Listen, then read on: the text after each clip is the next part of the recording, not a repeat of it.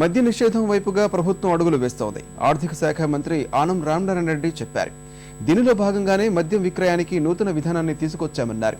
శ్రీకాకుళం జిల్లా పాలకొండలో జరిగిన ఓ ప్రైవేటు కార్యక్రమానికి వచ్చిన ఆయన కోటదుర్గ అమ్మవారిని దర్శించుకున్నారు.